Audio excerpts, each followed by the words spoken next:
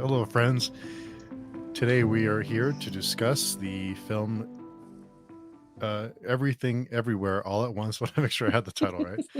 So lots to discuss, and we're here with some friends. Erin, will you give us an introduction?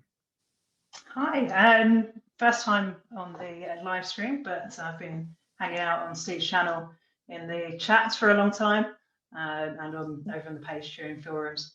I guess I'm a self-titled entertainment junkie.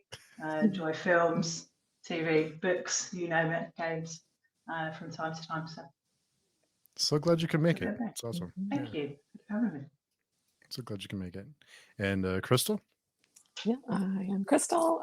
Excuse me. I do have a channel here on YouTube, Fiber Artsy. I talk about books mostly, but yeah, I do like movies and TV also, and I'm trying to get back into watching movies a bit regularly this year. So this is kind of helping me do that. My checking one off my list that I wanted to watch. So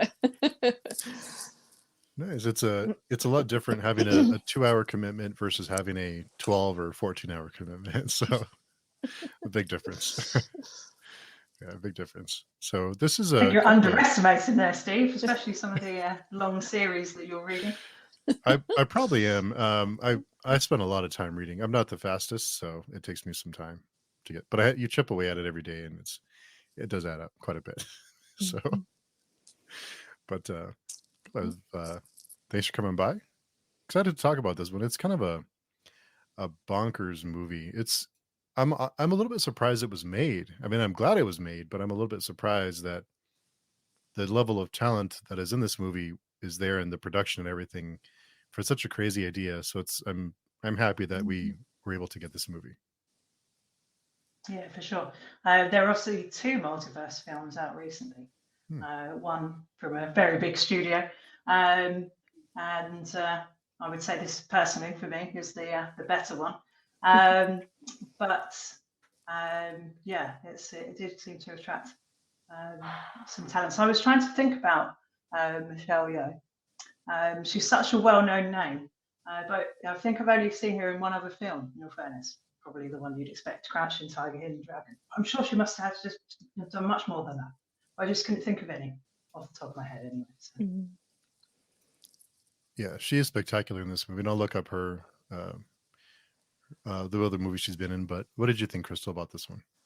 oh yeah, loved it. I absolutely loved the weirdness, but it also had like a lot of heart, which I just loved it. Yeah, yeah, it was good. I mean, Michelle Yeoh, she's just so good. She was just she was so good. Yeah, I remember when I first probably saw Michelle Yeoh, it was definitely Crouching Tiger. I came out like 90 something. I remember going to the theater to see that one, which was, you grew up in a small town, and it's like a big deal to go see like a translated movie, you know? And so I was like, wow, I remember that movie blowing me away too. That's a long time ago now, I feel like. but yeah, she's definitely been in a lot of movies. But I think they said this is like her first, sort of headlining Hollywood movie though. She mostly played, sort of side characters, or of course, all the movies that she made, overseas and all that. But so that's pretty cool. Yeah.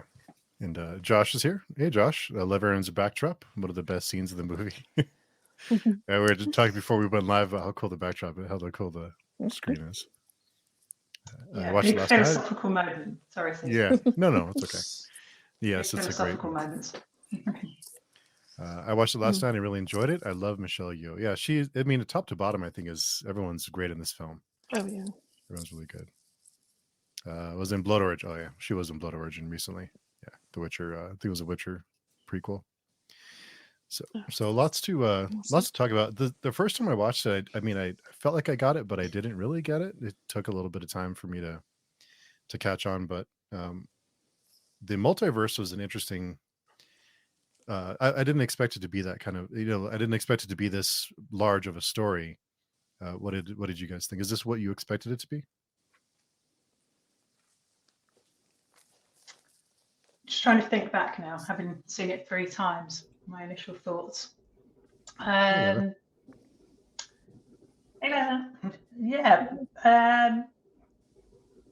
I think a lot surprised me about the special effects. Yeah, for sure. But I think I probably read a bit of the blurb about the film, most likely. So I kind of knew what I was getting in for. Yeah, knowing Michelle Yeoh, who was obviously a sort of fairly big name, I guess I was expecting a fair amount from it. There's so much we could sort of unpack about sort of the messages it's exploring and all the Easter eggs and so on. So I think that's what a big thing that makes the world quite vast in this film. Welcome, Layla. Glad you could make it. Oh, thank you. Thank you. Yeah, got a little mixed up on time. No, it's okay. So we were just talking about kind of general thoughts on this, and what were your thoughts on this movie? You know, I really liked it. There were humorous moments, but I think I was more invested in the existential aspect of it. Because I've had friends say, "Oh, wasn't that hilarious?" And it was hilarious, but for me, everything seemed to come with a you know, the overall theme is about finding meaning in life, you know, and that really resonated for me. But then I love the idea of the multiverse and settings in the multiverse. So overall, it was just an A+ film to me. I loved it. So we've all kind of touched on the messages, but what were the themes that stuck out to you, Crystal, with this one? Themes of family, you know, kindness and love. To me, that was really, really important for a thread throughout the movie. Also, I think maybe because I'm like in that middle-aged, you know, and you're at that, you know, as I'm 45, so you get that age, and you're like, maybe your life wasn't, you know, what you thought it was going to be, and so I think that's what Evelyn is kind of going through with her life, and so she's maybe had to make some adjustments. You know, you have to like, switch your expectations because your life just isn't what you thought you hoped it would be because of the choices that you made, and so I think she's reflecting a lot on that. I feel like that was, of course, a really big theme, and exploring that through the multiverse. Like, so if she made different choices, these are, of course, things that could happen, or whatever. You know, I mean, all these other things, and she could have all these other lives, and would you still pick the one that you've got now? You know, so I thought that was really beautiful. Yeah. Yes, there's a quite a funny sort of moment when she's at the tax office, isn't there? Jamie Lee Curtis's character's Deirdre, is it Miss Deirdre? It's going through. She's hilarious. Yeah, so good. Going through all the things she's trying to sort of claim tax back off of, you know, the karaoke machine and the various sort of things that she's doing. She claims them all to be her jobs, but really they're her hobbies. Yeah. Yeah. Caught a great line though on my last rewatch, which one that's kind of stuck with me. At one point, Roman describes her as, "You are capable of anything because you are bad at everything." So again, another theme in the film, you know, the potential to do anything, to improve, to continue to, you know, have those possibilities is something that Evelyn kind of has, but perhaps doesn't realize it at first anyway. And I think also, like, sometimes it's okay to just be in the middle, you know, because at the end, you know, her life, maybe she wasn't the glamorous movie star, you know, at the one multiverse, but, you know, she had her family, she did have her little laundromat, you know, which we would see as, you know, folks just in the middle, just living their life. And, you know, sometimes that's okay too, just to hang in the middle, and there could be happiness and peace found within that too. Because if you're surrounded by, you know, your family, and, you know, there could be joy found there too. Yeah. And I'm not sure if you mentioned this, but I found it interesting that it was her, you know, the roads not followed, you know, that were causing her tax trouble, because she had invested in these things. And but at the same time, I felt like I was on her side because I saw her. She's basically managing the finances of the place, and the way it's presented, when we come into it, it looks like she's doing all of it, and everyone's looking to her to solve all the problems. And so I related to that, frankly. I related to that type of situation. Although some of it seemed like was she brought it down on herself from her spending, from the decisions she was making too. But then as you go on in the film, you'd see that, yes, her husband helps her, but he also just wants her attention. And so there was something out of balance. That's what I'm trying to say. There was something out of balance there. And he was actually, though, the catalyst to help her. I don't know if help is the right word, but enable her to start accessing these multiverses because of what he put an app on her phone. And supposedly that's what helped her, enter the multiverse. And I'd love to have that app. I mean, that seems like a great idea if somebody can swing that. But I guess the idea of life being out of balance, and instead of finding a way to bring it back into balance, it's like, she entered this other dimension or multi-dimensions. Yeah, I mean, there's a good reason why her daughter is the sort of big evil in the multiverse, isn't it? Yeah, sort of obviously jumping into that. She's sort of like, she strikes me as someone who's doing her best the way she knows how. She comes from obviously a Asian family, which has particular sort of expectations and traditions and ways of doing things. And as a mother, she's sort of just showing her care in the way she knows how. As awful as it sounds, I think there's a moment where she said something. You should. I think she's in the car with her daughter, and her daughter's about to go off, and she said all the wrong things in the morning. And she said, you should eat healthier. You're getting fat. It's the way she knows how to sort of communicate to show her care, which she obviously does over the course of the film get better at doing. Not perfect by any means, but she sort of she shows in lots of the little things she does actually how much she loves her husband and her family and her daughter. So, speaking of her daughter, I thought what was really well done was that, the way it's depicted, she basically accepts her daughter's sexuality and her daughter's partner, but she's worried about the grandfather. And on the surface, you can say, well, she's just worried about tradition. But then when you get into it, you realize there's like she's got this whole other issue with her father that's really holding her back from truly embracing, her child. So, just sort of that the generational issues that can come up, so that the child may be thinking, oh, mom or dad just feels this way, but there's really this whole long backstory. And so I thought that was really well done, showing that and how she had to come to terms with her relationship with her father in order to really move forward and express how she really felt. So I thought they did there's a lot. Yeah, definitely. I mean, there's a lot you pick up on rewatching. Little lines, little things here or there, and your spots on there, Layla. There's a moment, a flash where she's going through her life. I think it's one of the first experiences of the multiverse, actually going through her own life, key moments, and the doctor says, sorry, it's a girl.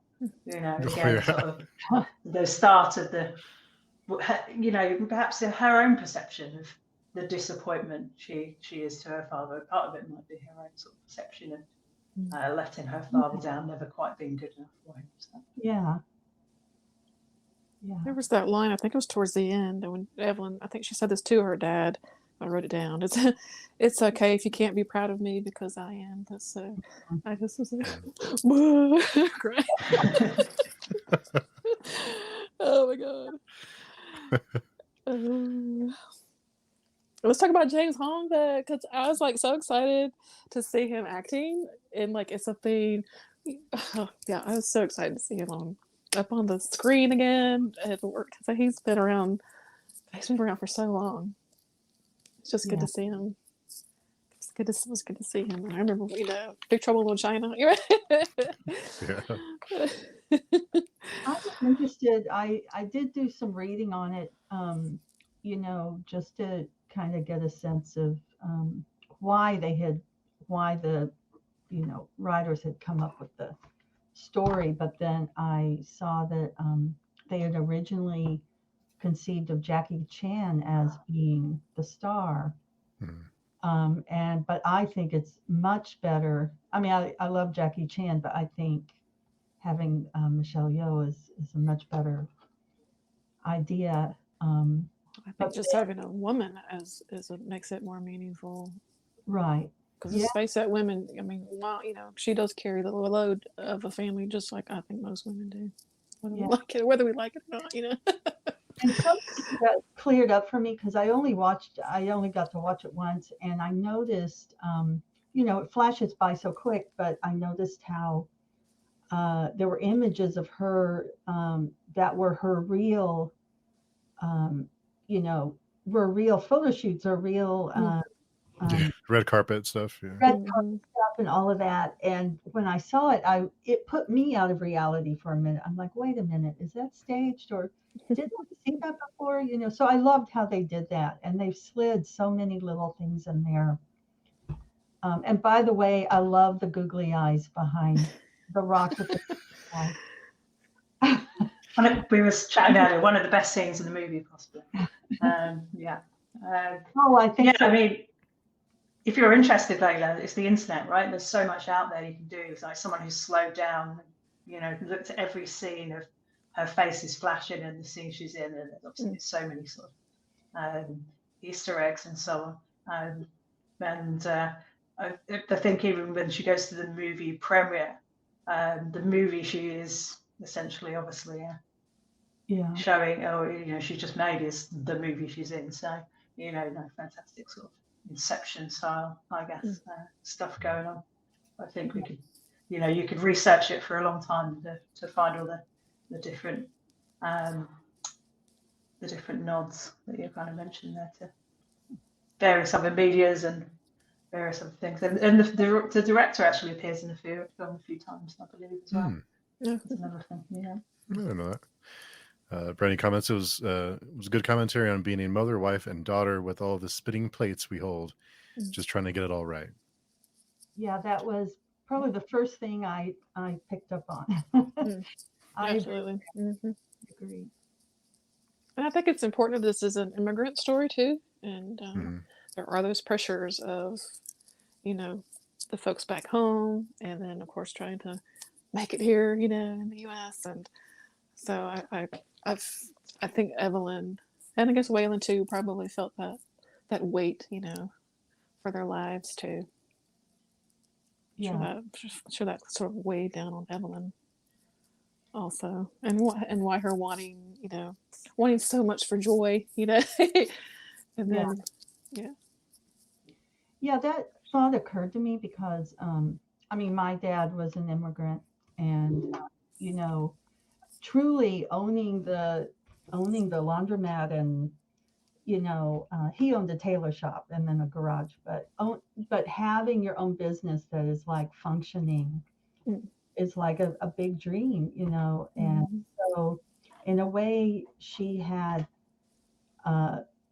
in some way achieved the traditional immigrant's dream, like you were saying. But yeah, I picked up on that too. I thought, so I guess what I'm saying, her life was not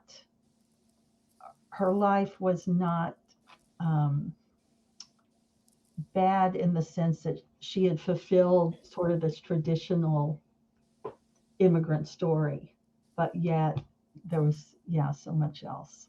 Yeah. Still wasn't fulfilling for her.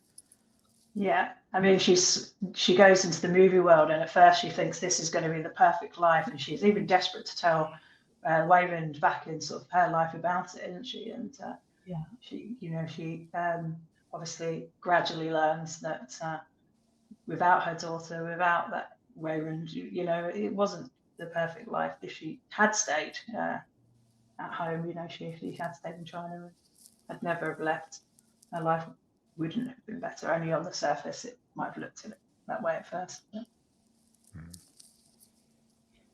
Another little thing I was going to ask, actually, the bagel that they eat, or I don't know, do both of them eat the bagel or just I think Jobu was going to go into it, right? I think yeah everything bagel. Everything bagel. So they partook of the bagel, they ate the bagel, but yet she did not go through the bagel. So did you all talk about what the bagel means? No, not yet. No, yet. No. Circles are prominent. I didn't know if it was linked to that. Yeah, and there's a lot of circle mirrors. Bagels. The laundromat itself with the put donuts, cookies, the googly eyes, the bagel. Hmm. She's like on the tax form. She's circling, things that Jamie Lee Curtis's character, circling things that she's telling them about. Mm-hmm. I kind of got an infinity thing out of it, and I think the center is supposed to mean like nothingness or something, but I got this sense of the circle is infinite in its rounding, and then the little sprinkles were like all the little universes. So I came up with on that. Or like Jobu's nihilism, really, could be Nothing matters. that dark center of of the bagels, because she just even her name. She was just her name. Yeah, she was just like, what's the point? What's the point of anything? Yeah. At that point. It does make me laugh how she could never get it right until towards the end. Yeah. Because a jabber, whatever, and various things. Chewbacca is thrown in there, I think, once or twice. But the name doesn't sort of mean anything, does it? So, I totally missed that, Crystal, about the circles on the paper and the googly eyes, and I totally missed that. There were a lot of circles. Yeah. And Josh mentions the fight scenes were definitely one of a kind. Some interesting power-ups. Yeah, definitely. Definitely. I love the that. It was like a little I just laughed so much. Her master, her trainer, gets literally the muscle and the thinking. When she was doing push-ups with her little finger, it did harken back to like the 70s with, when that was big, or at least, those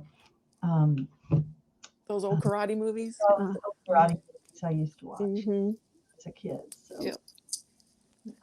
Even the colouring on the film sort of echoes that, doesn't it? Those type of films, the colouring goes a bit lighter.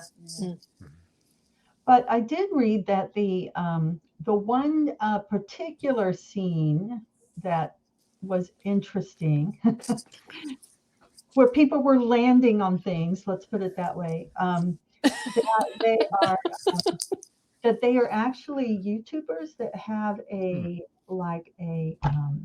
martial arts, account, and that they have put some information, they've shown some behind the scenes stuff, and they said they helped choreograph some of the moves. So that's cool. I thought that was pretty cool. Yeah.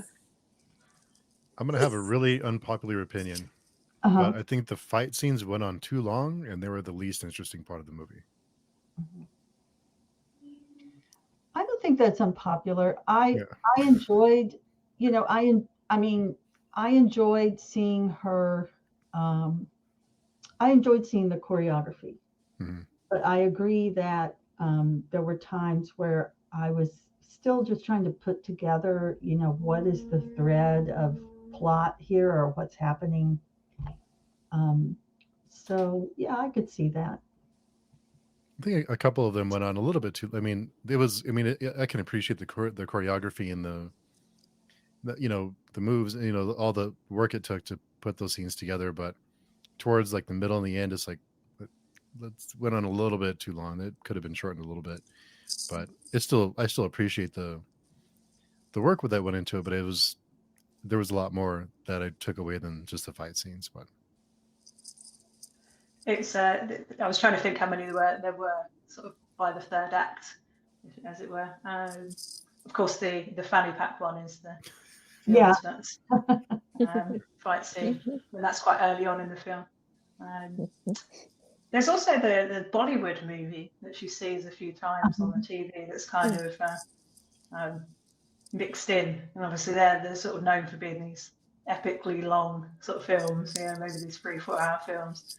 So I suppose I'm not a big kung fu movie kind of aficionado, so I don't know how long generally they are, but I can see why you'd think maybe there's quite a few. Chris mentions it. I think that's every kung fu movie. At least this had a lot of story and interest. It's true. True. Yeah, I wonder if they just used it, because she made that shift to where, she was fighting with, all of these emotions that she was feeling and being, I don't say negative. I wasn't, but then that shift to where, she started using the kindness and love that she was feeling towards the end. So I don't know. They were trying to just kind of nail that that exposition. I don't know. Yeah. Yeah, the comic relief of the hot dog hand world and her first attempt to fight her daughter. But she's got this sort of feeling of the hot dog hands and can't fight. That was creepy. I laugh. For the raccoons. Raccoony. But just I like the little evolutionary one, That was creepy. Yeah. Yeah. That was creepy. There was the evolutionary one with the showing why they had evolved with hot dog fingers, and I think that was a callback to science fiction, I think. Is it Space Odyssey? They were creepy. Definitely callback. Yeah, there's just so many Easter eggs in this film. It's phenomenal. It's hard to keep up with. Yeah. It might have been sort of Planet of the Apes, Space Odyssey, that kind of thing. Oh yeah. The rocks, right? Would that be Space Odyssey? Or I don't know. With the sort of evolution. Okay, I could be wrong. This is where we need Chris's expertise. yeah, I love how every time you could get lost in the story, the film would remind you of its comedic heart. It's true. Yeah. I think it did a pretty good something job Michelle of Yeoh. making that in. Yeah. Yeah, actually, I was just going to say, as we sort of know her coming up, was it Hong Kong? She sort of trained as, in Kung Fu and martial arts. And we sort of know from Crouching Tiger. But, her comedic chops, you really got to show them in this. And it was great. As Steve mentioned, the fight scenes may be a little long. I think my discomfort or disappointment was that the ending, I felt like the ending was predictable. Did you all feel that way? Or I kind of figure somehow or other she and her daughter are going to connect or reconnect.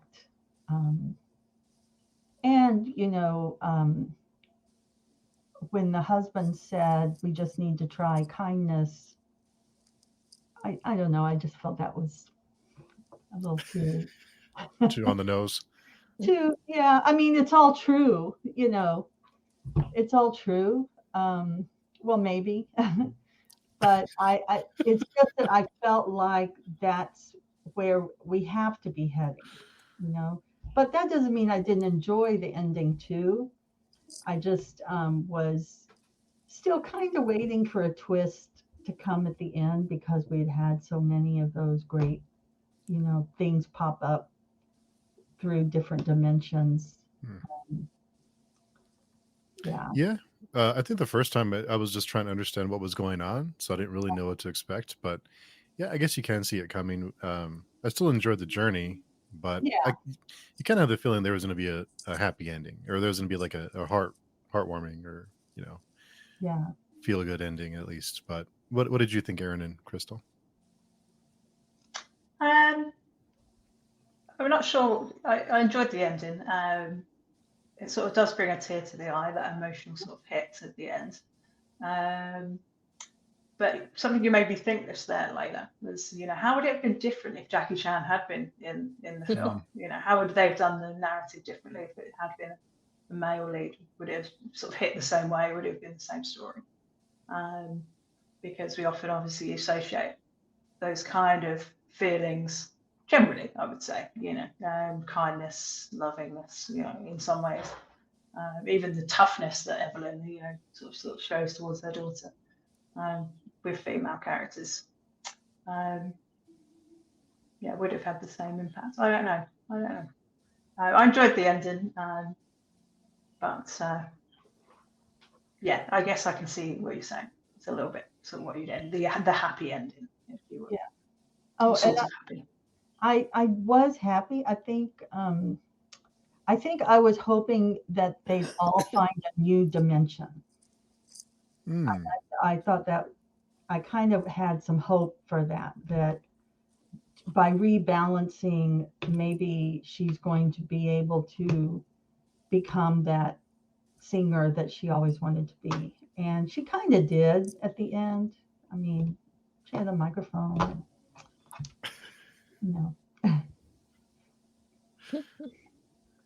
What did you think, Crystal, about the ending? Yeah, I think I loved it. I was crying. I loved it. and it may be totally predictable and little heartwarming. I don't know. I didn't care. I loved it. I think just because I identified so much with Evelyn that the ending just made me feel so good. To actually like finish a movie and feel good. Like I felt good after watching this movie, and that doesn't always happen, And so I love everything about it, because I think I just loved Evelyn, and I love Waylon, and I love Joy. I love all of them. I love them all together. I love seeing their struggles, and because I think we all can identify. I think we all can identify with something. You know what I mean? Whether you identify with Joy, you identify with Waylon, you identify with somebody. You know what I mean? I think, well, maybe not everybody, but I identified very much with Evelyn. So yeah, by the end I was just in tears. So yeah. It hit me hard. No, I understand. I mean, and I was glad it was a happy ending. I didn't want it to be a terrible ending. When she falls the rock, Joy goes off the cliff, and then she goes off the cliff. I'm crying over rocks here. I was like, Crystal, that's wrong with you. I love the rock part too. Oh. Yeah, it's a great part of the film, isn't it? Because it sort of goes quiet, you're sort of focused, and you've had so much action and so much sort of movement, noise and light in the film, but it's sort of again just quite funny. And they just talk. But they just talk. They're actually just having a conversation, which I think maybe they don't. Yeah. Maybe they weren't in, the real, whatever. They weren't in the other worlds. Conversation. Yeah, whatever. Yeah. There's too much distraction. There's other things going on, and here there's just them. Right. Nothing, no life but them to talk. So. Chris mentions interesting. I thought that was part of the gimmick of the film. The ending was predictable, but it kept on playing where the film threatened an ending. Almost like the predictable ending was a release. Felt exactly the same, Crystal. I got emotional with the ending too. I went in not knowing anything about the movie and really enjoyed it. Awesome. Glad you were able to see it with us. And Erin, you mentioned that you and Crystal were mentioning that the rocks, they were talking because there's no distractions. I think that was part of the theme of the movie too, is that we get so wrapped up in other things all the time that we don't stop and just pay attention to those other things, that we get so wrapped up in the other things that we have to take care of, and we lose sight of the important things sometimes, just to stop and take all that in. Yeah, it happens earlier in the film as well. You know, Joy's trying to speak to her mother, just sort of get the okay for Becky, is it, her girlfriend, to come sort of to the family, to the New Year's Eve party. And Mum's just Evelyn's just whizzing around, you know, obviously avoiding the conversation, maybe you could argue, but her mind's everywhere else. Even when the rocks want more. Even rocks want more life. I'm sorry, Layla, go ahead. No, speaking of endings, was anyone else kind of freaked out when they had a the end moment, like when she was the movie star, and but we don't realize that she's sitting in the audience watching her show, and there's a the end moment, and then, you know, and I really thought this might be it. It was kind of like The Sopranos in a way. I'm like, so is this the gag that we're going through all this, and now it's just the end? But so I had like this momentary flash, and then it was a great, relief to see that we'd get more movie. Anyone else? Yeah, I wondered what it was like in the cinema seeing that, because you could generally believe it's the end. Obviously, if you're watching, just at home, you might realise it's not. But that's like you were saying it earlier, Layla. That's the different type of ending, wasn't it? I think real Evelyn had just died effectively, and seemed to have died. So it would have been quite jarring, I imagine, if you were sat in the cinema and thinking, hang on. Yeah, like. And the theory of that every decision we make creates an alternate universe, doesn't that just that whole theory is just kind of mind blowing, that a new universe spawns every time we make a decision. I don't know. It's hard to wrap your mind around what that would really mean, and all the different universes that are out there for each of us. Where's my hot dog hand world, I want the raccoon world is what I'm visit. Oh, raccoony here. I do love that, though. I do love that way of thinking, and the idea of all these different other selves running off in all directions. I really did like that. And I like the multiverse idea anyway, and so, plays into that. Sometimes we sort of imagine that for ourselves, what if I'd done this differently? What if I'd done that differently? So this sort of explores this quite nicely.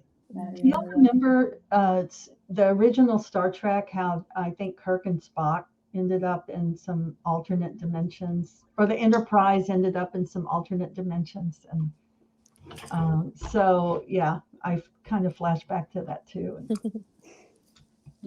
Yeah. Lots of sci-fi likes to do that, but Star Trek's had the unique opportunity, the mirror universe, which brings us back to Michelle Yeoh again. Interestingly, She's played a mirror universe character in Trek. So. I forgot about that. And Classy Vigilante, it's incredible how this came out around Doctor Strange 2 and completely outdid it in terms of writing a multiverse. It really did. I haven't seen that one, but yeah, me either. I think it's the detail. I mean, there's other multiverses, but they are so detailed about making everything unique and different in each scene, and so off the wall. I think that's what makes it so rich, obviously, but it makes you want to watch it 2 or 3 times. Get the full picture. Absolutely. Definitely it benefits from it. It doesn't get boring. Right. Steve was saying earlier, we've both watched it 3 times now. I could watch it again easily. There's still Yeah, for the sure. things you've missed Mhm. and pick up. Yeah, the first watch was a little. I didn't quite get the last act or so. I was kind of like, what? But after a rewatch, it was a little bit easier to follow. I'm a stand for Doctor Strange too, but there's no doubting this is much more clever script. Yeah, not my cup of tea. There's a big kudos, I think, to makeup and costuming too. Yeah. Especially for Jobu. She had this really just dramatic makeup and these costumes, and I just thought that was fantastic. Mm-hmm. Yeah. And to Michelle Yeoh, having to sit in front of that camera. I think it was about sort of some 40, 50 flashes of her in different costumes, probably throughout in reality. And even the end kind of the fight when her dad has those like the armor, but it's like computer equipment and like a toaster. I just thought that's just so clever. Yeah. Very cool, very inventive. I feel like it's been a while since I've seen a movie like this, even though I'm like terribly behind on movies, but it just feels like something fresh and new for once, So much of Hollywood in particular seems just to be a regurgitation of old things, and so this is just something new, and it just felt good to watch something new and fresh and to feel so good about watching it. It just it was a breath of fresh air. I think that's why it stood out for me compared to Doctor Strange, to be honest. Unfortunately, it has such a big universe explored now in the MCU. It had a tricky job to do because it was going to be the film of Easter eggs and alternatives and so on, but we've seen so much of all the characters. There are a few sort of thrown in that we haven't really seen yet. And then obviously Disney's now got a license too, but it's because it's a new world. It's because you're learning so much about it. Watching it once, twice, maybe 3 times, it definitely makes it better for me. And Layla, you had mentioned about Wayland. He chooses to be kind and to follow Evelyn no matter what, and he chooses kindness and kind of just always will be there. So that's you can't always do that though, right? I mean, you can't always be. Sometimes it's just not good. I mean, in some certain situations, it's just you can't. But I not that I don't appreciate the message. It just sometimes you can't. Yeah, and but I almost see that as like that imbalance again, because she's all one way, assertive and aggressive and so on, and then he is kind and but then at one point, she starts using kindness to push back, like when she's trying to go up the stairs and she channels Waylon and then starts trying to adopt his method, but then I think that's great, but like it's like she's taken on, it's like her natural instincts, she's quelling her natural instincts to take on Waylon's persona, of kindness. And so, but maybe by climbing the stairs, that's still her assertiveness coming out, because she's trying to get to her daughter. That's a good point. Yeah. She's sort of talking about throughout, isn't she? She sort of grows to understand the situation a bit more about defeating her daughter, stopping her, defeating her, sort of as if she's an enemy, a threat to be killed, let's say. But ultimately, I think once that realization that she has actually, or Evelyn in one universe has sort of caused all this damage to her, I'm not going to be able to say her name. I'm going to call her Joy, the joy of that universe, Alpha Joy, if she's from that world. I'm trying to remember. Just like Evelyn.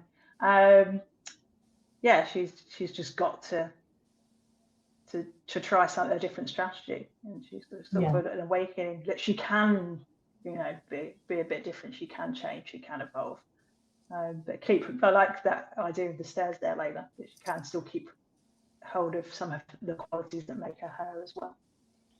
Yeah. And you know, we saw Waylon in other dimensions being different, you know, having different qualities too. So and maybe I think that's what they both needed, although it's her story. But,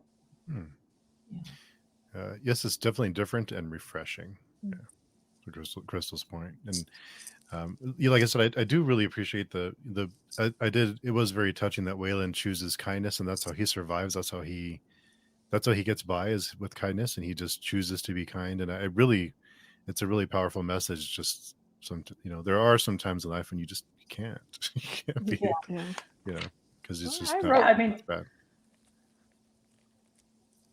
I wrote this down. I think Waylon said this: "Be kind, especially when we don't know what's going on."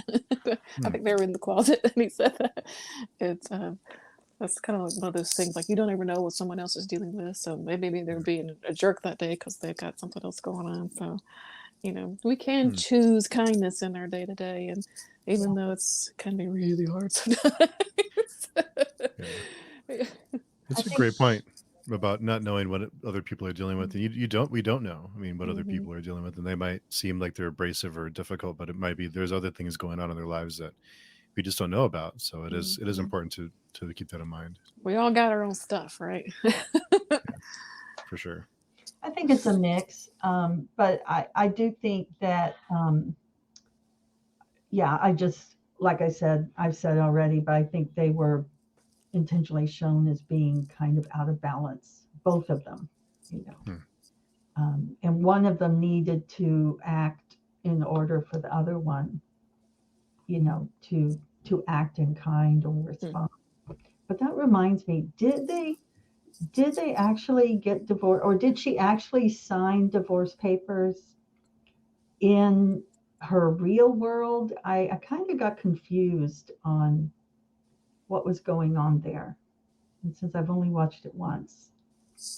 Yeah, that third act is a little bit confusing. I read it. She sort of erased things she did in that in the laundromat on the New Year's Eve party by doing some of the other things that she did, like reaching out to Joy and so on. That definitely demands another rewatch.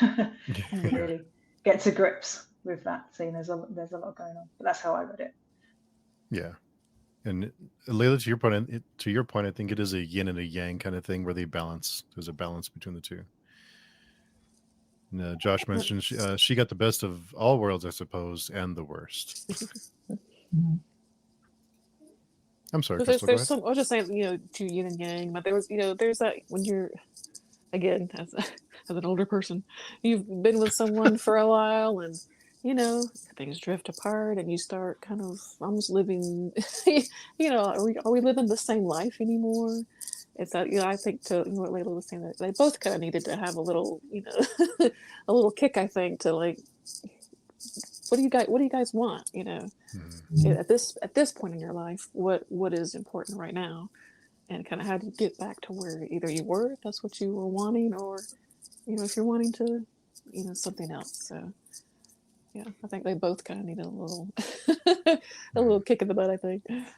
And you know, that idea of the yin and the yang, as I've been looking at the googly eye behind Erin, you know, sometimes I kind of have that thought. My mind leapt to Wheel of Time, actually, you know, with the thing. But there was also a black and white scene, wasn't it, at the end where the what's her name, the not daughter. Jobu. Yeah. But she was like everything was dressed in white, but then wasn't the everything bagel? Well, I guess the interior was dark. The interior of the bagel was dark. But there seemed to be that stark difference there too that she was representing, which was like, I guess, hopelessness versus not hopeless. Maybe I'm just throwing out ideas. Yeah, a lot of that balance. And now that you mention it, there is a lot of that kind of having a balance of not being too far one side or the other. Yeah. Yeah, really good movie. I like I said, it's definitely a movie that it gets better with rewatches too.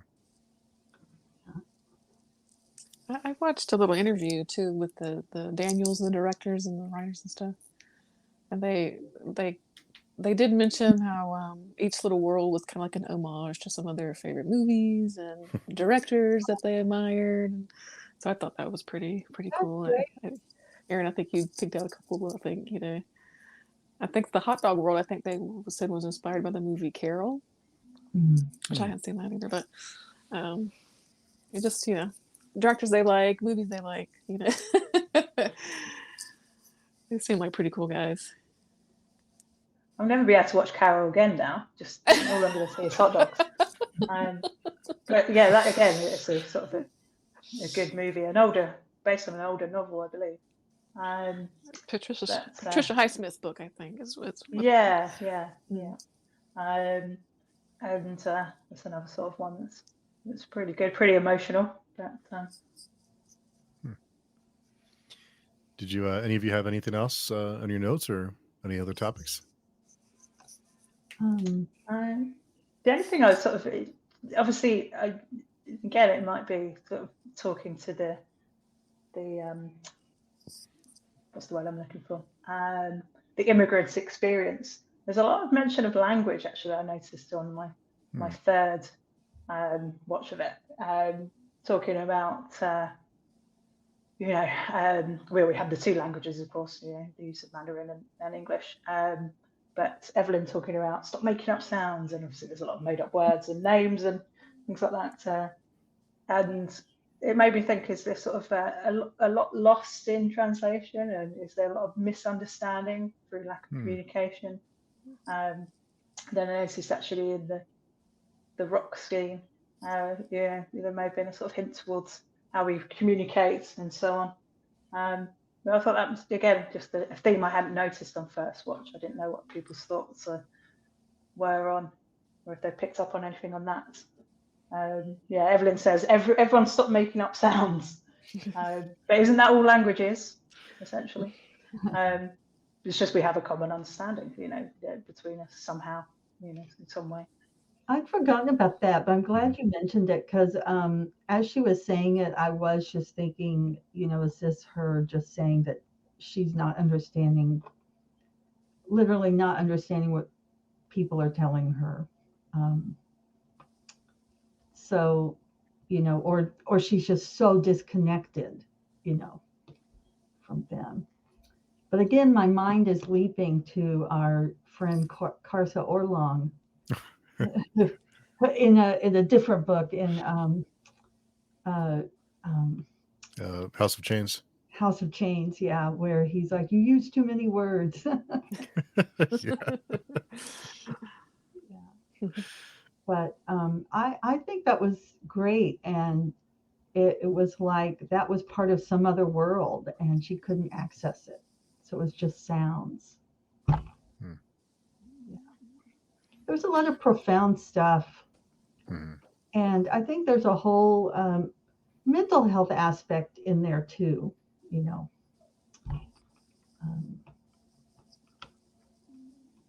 with Joy particularly. She's sort of essentially maybe suffering from some form of depression. What's caused that? What's affected that? Is it just her relationship with Evelyn? Is it other factors? Right.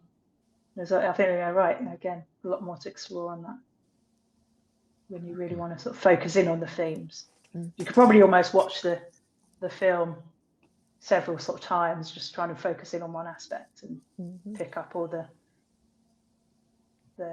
sort of threads going through it. Right. Yeah.